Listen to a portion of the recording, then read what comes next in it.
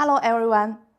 Very glad to have the opportunity to meet you here, to enjoy Chinese culture, learn Chinese characters, and then learn the basic words commonly used in traditional Chinese medicine, so as to help you better understand and learn the TCM. Everyone who comes to today's class must be full of interest in Chinese culture and the traditional Chinese medicine. Traditional Chinese medicine, I will call TCM later in this class, is a very distinctive part of Chinese culture. TCM contains the health concept and the practical experience of Chinese nation for thousands of years. It's a treasure of Chinese civilization and confidence the broad wisdom of Chinese people and the Chinese nation. In my teaching experience over the past 20 years, foreign students often ask me, "Teacher, is it better to learn TCM in Chinese or in English?" Many students also said, "I really want to learn traditional Chinese medicine, but Chinese is too difficult, and Chinese characters are even more. Which is the first or biggest difficulty on my way to learn TCM?" I also met many foreign students who says, "I speak in Chinese very well, but I can't write even one Chinese character." Here, I would like to share 3 points. First, Chinese language is not as difficult as you think. When you find the right way and path to learn, you will find that learning Chinese, writing Chinese characters are not terrible.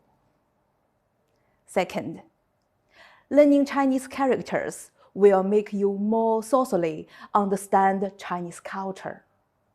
Because Chinese characters are not only a part of Chinese culture, but also contains too much Chinese culture thinking, even TCM thinking in it, and are one of the most important careers of the millennium inheritance of Chinese civilization. Finally, if you can learn TCM in Chinese, I believe you will go deeper into Chinese culture and reach a new learning level. Many students are interested in acupuncture, but when they study in English, the translation of acupoint is mostly in number.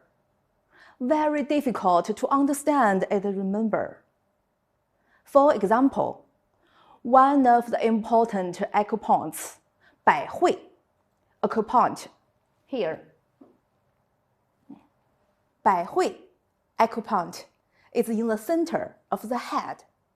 百 means 100, so many. 会 in Chinese, it means meet, junction. This name means the intersection of many channels. The Chinese name of the acupoint can deeply express the position and the function of the acupoint. But in English translation, it refers to a symbol, GV20, means nothing. Therefore, if you want to better learn traditional Chinese medicine, in Chinese must be the best choice. Please allow me to introduce myself now. In 2004, I graduated from Beijing Language and Culture University, which is one of the best universities for foreign students to learn Chinese, with a master's degree.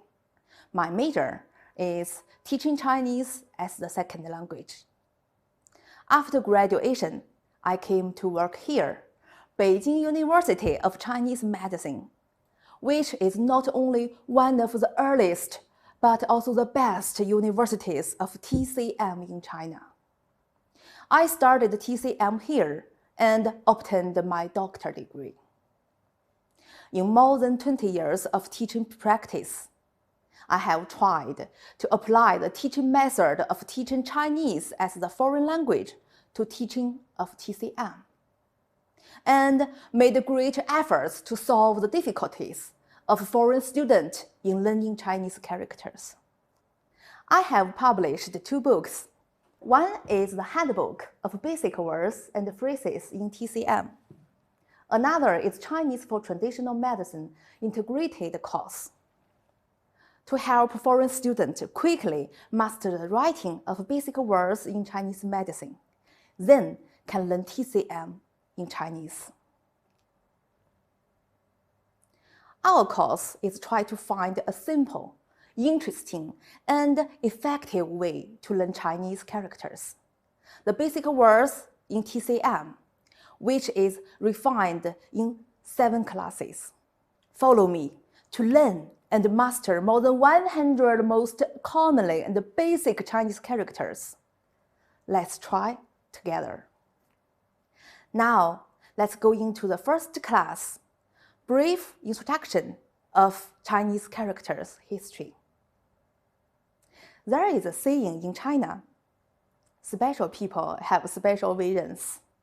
The men you see here have 4 eyes. He is a famous and important person in Chinese history. We called it Cangjie. It is said that in the period of the oldest Yellow Emperor in China, there was a historian named Cangjie. He observed the footprints of birds and animals and was inspired to create Chinese characters.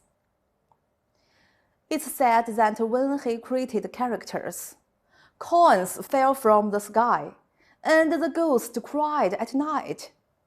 Because God was worried, the people would go to business and give up farming after learning, resulting in famine. Cangjie not only created the most basic symbols used as characters, but also spliced them together to form more and more characters. Chinese language was born then. Cangjie was the creator of Chinese characters. Even Confucius called him teacher, respectful. How many Chinese characters have there since Cangjie created? Among the earliest recorded special books, Cangjie, Boxue, and Yuanli of the Qing dynasty, there was about a total of 3,300 words. In the famous Kangxi Dictionary of Qing dynasty, there was more than 47,000 words. If learning and using Chinese really need to master 40,000 to 50,000 characters, Chinese will be the language that no one in the world would like to learn. In fact, according to the current big data statistics, there are 2,500 characters in the list of common words in modern Chinese, of which 1,000 are the most frequently used and can have a coverage rate of 90%. As we all know, Chinese language is composed like characters into words, words into phrases, phrases into sentences, while the most basic Chinese characters are composed of smaller parts. Therefore, the learning of Chinese characters will become easier and easier as you master more and more compounds. Therefore, starting from 100 basic Chinese characters, the more complex ones will become less difficult. Chinese civilization is very unique, and its characters are also very unique. China has had uninterrupted culture inherence due to the strong inclusivism and assimilation of its natural culture, which makes Chinese characters become one of the few uninterrupted writing forms in the world. In this progress, the font of Chinese characters has gone through different forms, such as oracle bone inscriptions, we called it 甲骨文, gold inscriptions, 金文, large-scale characters, 大篆, small-scale characters, 小篆, official scripts, 隶书, and cursive scripts, 草书, regular scripts, 楷书, running script, 行书, and so on. Different form means same character is written in different styles in different dynasty. And in more than 2,000 years of history, the character is written in the traditional way, which we called as traditional Chinese character, 繁体字. In 1956, China began to fully implement the simplified character, which greatly reduced the difficulty of the learning and improved the emphasis. Although the simplification of Chinese characters makes some details in the evolution of the Chinese characters disappeared, most can still be seen. For example, 鸡, chicken, in the original complex form, write like this. It looks so difficult to write and remember. After simplified, the basic structure hasn't changed, but it looks very similar and much simpler. Another example, 门, means the door. The traditional form, write like this.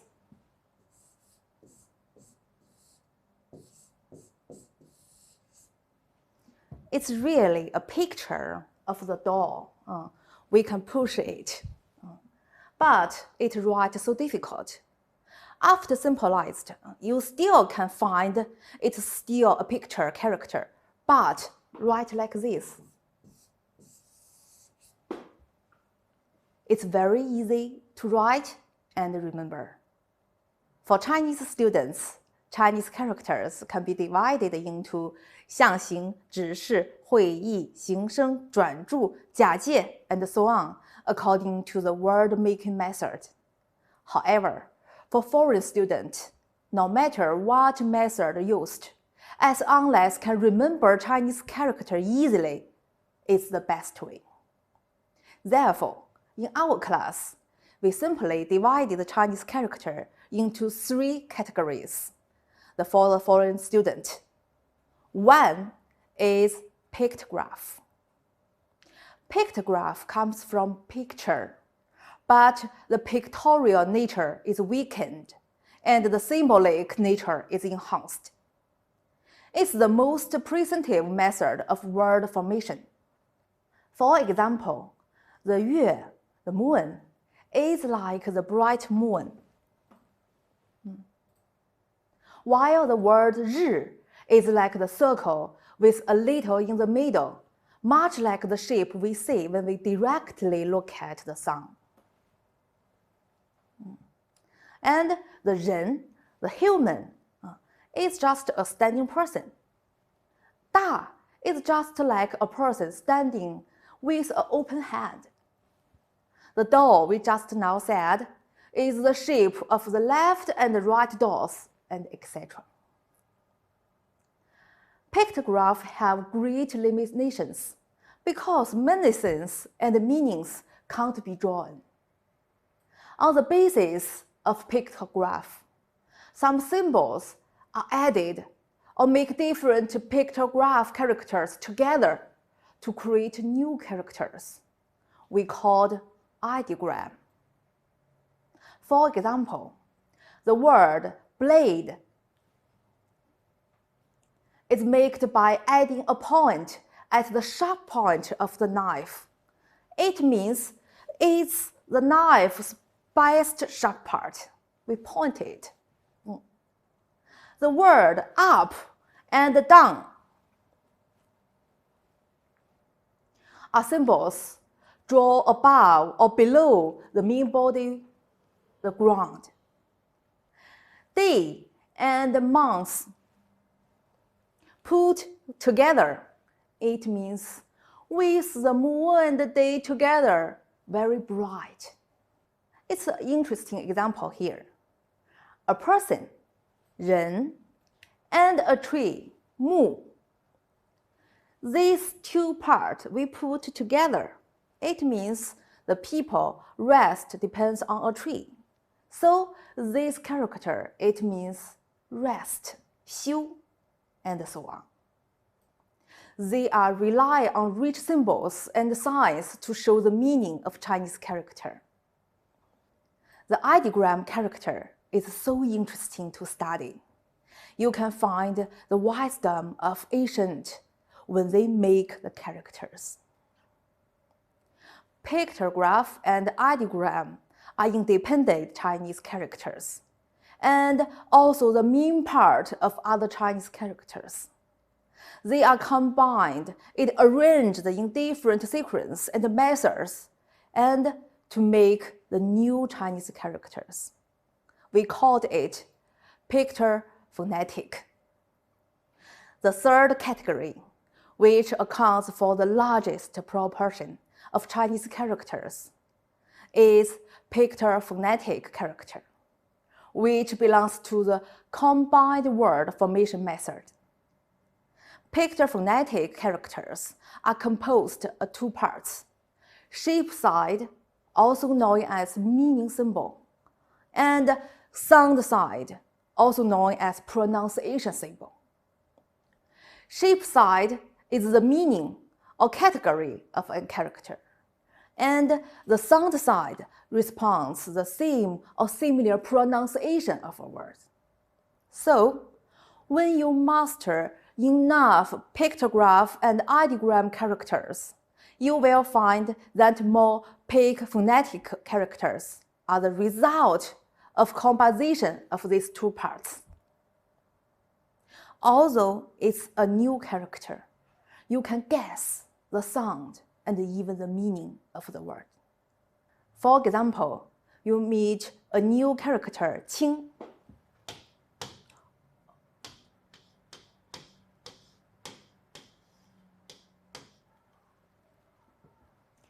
This character, maybe it's new for you. It has two parts.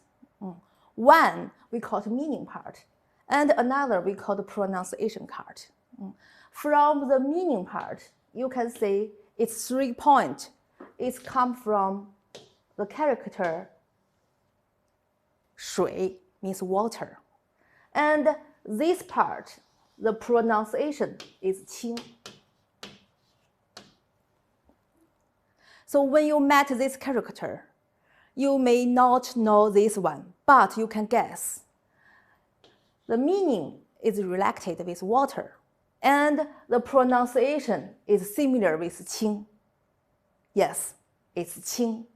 清水 means clear water. Our lesson is to follow these 3 methods of Chinese character creation. First, study the simplest pictographic characters and ideogram characters, and then teach you to remember the parts of characters creation. Then they have evolved into, and then learn the pictophonetic characters that account for the most and are the most commonly used. After 5 classes, we will go to the explanation of basic words of TCM. I believe you will learn easily at that time. Do you know that yourself in Chinese originally means your nose? Do you know that the moon of the moon originally just means meat? Give examples. 2 examples to show you the interesting Chinese character. For example, in English, rest only means rest, have a rest. But in Chinese, it has 2 meanings in it. One, the physical rest, and then let your heart to rest. You say,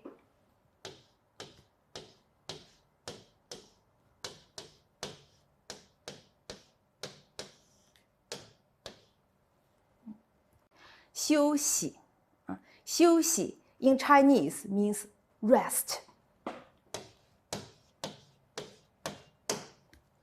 But it not only means you have a rest in the body, but also you should have a rest of your heart. When we make these two characters, one means a people on a tree, another means your heart. Your heart should have a rest also. So, in the Chinese culture, have a rest not only about your body, but also about your heart.